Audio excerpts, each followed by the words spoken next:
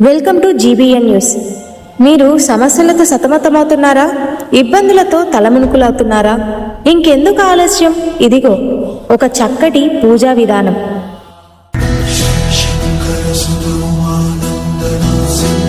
మన జీవితంలో సకల సంకటాలను తొలగించే సంకట చతుర్థి పండగ ప్రతి నెలలో పౌర్ణమి తరువాత వచ్చే 4వ రోజు నిర్వహించుకుంటాం. అయితే ప్రతి సంకటహర చతుర్థిని ఘనంగా నిర్వహిస్తున్న హైదరాబాద్ బండ్లగూడ ఉమామహేశ్వరి ఆలయం విశేషాలేంటో చూద్దామా? ఇక్కడ ప్రతి సంకట చతుర్థికి వ్రతం ఆచరించి సాయంత్రము గణపతికి అభిషేకం ఘనంగా నిర్వహిస్తారు. అనంతరం చంద్రదర్శన సమయాన్ని తెలియచేశారు. అసలు ఈ వ్రతం ఎందుకు చేయాలి అన్న విషయాలన్నీ ఆలయ ప్రధాని అర్చకులు కోటేశ్వరరావు గారు వివరిస్తారు. ఇప్పుడు ఆ పూర్తి అభిషేక కార్యక్రమాన్ని మీకోసం అందిస్తున్నాం. ప్రతి నెల సంకట చతుర్థి ఇక్కడ ఘనంగా నిర్వహిస్తున్నారు. మీరు కూడా ఆలయానికి విచ్చేసి సంకట చతుర్థి వేడుకల్లో పాల్గొని ఆ విఘ్నేశ్వరుడి అనుగ్రహానికి పాత్రలు కావాలని మీ జీబీఎన్ న్యూస్ కోరుకుంటుంది. మాకు ఈ సంకటహర చతుర్థి వ్రతం చేయడం వల్ల మాకు ఏమిటి, దీనివల్ల ప్రయోజనం ఏమిటి అని చాలామంది ఋషులు ఆ సౌనకాది మహాములంతా కూడా ఆ మహారాజును అడుగుతున్నారు. అయ్యా, సావధాన చిత్తులై వినండి, చెబుతానని చెప్పి ఈ విధంగా చెబుతున్నారు. పూర్వం కృతవీర్యుడు, పరమ ధర్మాత్ముడు, దానశీలుడు, బ్రాహ్మణుల పట్ల దేవతల పట్ల భక్తి కలిగిన వాడు, పుణ్యాత్ముడైంది కూడా అతడికి ఎంతకాలానికి సంతాన భాగ్యం కలగలేదు. అప్పుడు అతడు తన రాజ్యాన్ని మంత్రులను అప్పగించి అడవులకు పోయి కేవలం గాలిని మాత్రమే సేవిస్తూ సంతానం కోసం కఠోరమైన తపస్సు చేయసాగాడు. నేడో రేపో మరణించడానికి సిద్ధంగా ఉన్న పరమేశ్వరుని అనుగ్రహం పొందలేకపోయాడు.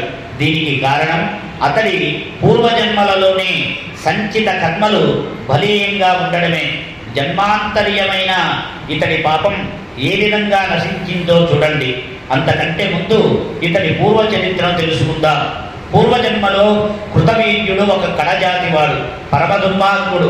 ఇతడు దర్శన మాత్రం చేత మన సమస్త పుణ్యాలు కూడా హరించకపోతాయి. ఇతడు ఓ సందర్భంలో డబ్బు కోసం 12 మంది అమాయకుల సత్పురుషులైన బ్రాహ్మణులను దారుణంగా హత్య చేశాడు. ఆ బ్రహ్మహత్య దోషమే అతడిని తరువాత జన్మలో అంటే కృతవీర్యుడిగా పుట్టిన తరువాత కూడా వేధిస్తుంది. అయితే ఇంతటి కఠినాత్ముడు దుర్మార్గుడు కూడా అతడికి తెలియనికుండానే మాఘకృష్ణ చతుర్థి రోజు చంద్రోదయ సమయంలో గణపతిని స్మరించడం వల్ల ఒకసారి మరోసారి అదే జన్మలో చివరిసారి కూడా అదే తిథిలో మరణించడం వల్ల తరువాత జన్మలో కృతవీర్యుడనే రాజుగా జన్మిస్తాడు. అనుకోకుండా గత జన్మలో ఇతడు గణపతిని ఏ విధంగా స్మరించాడో చూడండి. అది మాఘకృష్ణ చతుర్థి రోజు చంద్రోదయ సమయం. ఆ రోజు ఈ కఠినాత్ముడికి ఎక్కడ కూడా ఆహారం లభించలేదు. ఆహార పదార్థం లభించకపోయినప్పటికీ అతడికి కొంత దూరం వెళ్ళిన తర్వాత కాస్త కావలసినంత ఆహారం దొరికింది. ఆ రోజు సాయంత్రం సూర్యాస్తమయం కాబోతుంది. ఆ సమయంలో తన కుమారుడైన గణపతిని పిలిచి, గణపతి రా, భోజనం చేద్దాం, ఆకలిగా ఉందని చెప్పి 10 మార్లు కూడా గణపతి గణపతి అని పిలిచినందువల్ల తొందరగా రా అంటూ కొనుగోలు పిలుచుకుంటారు. ఆ కఠినాత్ముడు ఆ రోజు గణపతికి అత్యంత ప్రీతిపాత్రమైన దినం. ఆ రోజునే అందరూ సంకటహర చతుర్థి వ్రతాన్ని ఆచరిస్తారు. ఆ రోజు ఏ ఉద్దేశంతోనైనా ఎవరినైనా కానీ గణపతిని కనుక ఒక్కసారి స్మరిస్తే చాలు, అతనికి విశేషమైన పుణ్యం లభిస్తుంది. కఠినాత్ముడికి కూడా ఆ విధంగా అనంతమైన పుణ్యం లభించింది. ఆ రోజు ఆ తర్వాత మళ్ళీ కొంతకాలానికి అదే మాఘకృష్ణ చవితి రోజున చంద్రోదయ సమయాన అతనికి మరణం సంభవించింది. పరమ పవిత్రమైన ఆ దినాన అతడు మరణించడం వల్ల వైరాక లోకాన్ని పొందాడు. ఆ పుణ్య విశేషం వల్ల మరుజన్మలో కృతవీర్యుడనే రాజుగా జన్మించాడు. అయితే పూర్వజన్మలో 12 మంది బ్రాహ్మణులను అకారణంగా చంపిన పాపం వల్ల అతడికి మరుజన్మలో ఎంతో కఠోరమైన తపస్సు చేసిన సంతాన భాగ్యం కలగలేదు. కానీ అయితే కృతవీర్యుడు 1 సంవత్సరం పాటు నియమపూర్వకంగా సంకటహర చతుర్థి గణపతి వ్రతాన్ని ఆచరిస్తే తప్ప సంతాన భాగ్యం కలగగలదని బ్రహ్మదేవుడు కృతవీర్యుని తండ్రికి తెలియజేస్తాడు.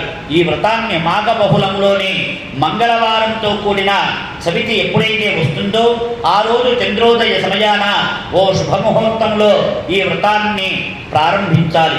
విధి విధానంతో సాధకుడు 1 సంవత్సరం పాటు ఈ వ్రతాన్ని ఆచరించాలి.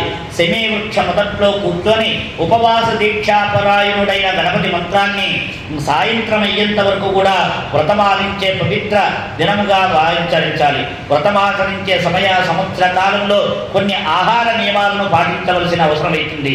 శ్రావణ మాసంలో 7 లడ్డులను, భాద్రపద మాసంలో దదీభక్షణ, ఆశ్వీజ మాసంలో ఉపవాసము, కార్తీక మాసం పాలను కానీ లేదా పానుగాన్ని కానీ తీసుకోవాలి. మార్గశీర్ష మాసంలో నిరాహారాన్ని, పుష్యమాసంలో గోవు మూత్రాన్ని మరియు పానకాన్ని, మాఘమాసంలో తిలల్ని, పాల్గొన మాసంలో చక్కెరను మరియు ఆవు నెయ్యిని, చైత్రమాసంలో పంచగుళ్యాన్ని, వైశాఖ మాసంలో పుష్కర విత్తనాలను, జ్యేష్ఠ మాసంలో ఆవు నెయ్యితో కూడిన భోజనాన్ని, ఆషాఢ మాసంలో మధుభక్షణము చేయాలి. ఈ విధంగా ఎవరైతే క్రమబద్ధంగా నియమపూర్వకంగా 1 సంవత్సరం పాటు సంకటహర గణపతి వ్రతాన్ని ఆచరిస్తారో అటువంటి వారి సమస్త కష్టాలన్నీ కూడా నశించిపోతాయి. బిడ్డలు లేని వారికి సంతానం కలుగుతుంది. వారి యొక్క సమస్త అనోభిష్టాలు నెరవేరుతాయి. కళ్ళు లేని వారికి కళ్ళు, మూగవాళ్లకు నోరు, కళ్ళు లేని వారికి కళ్ళు తిరిగి వస్తాయి. రాజ్యభ్రష్టులకి తిరిగి రాజ్యం ప్రాప్తిస్తుంది.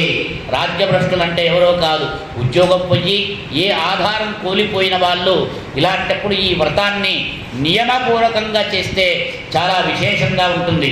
ఇవన్నీ మనం చెప్పాల్సిన అవసరం లే.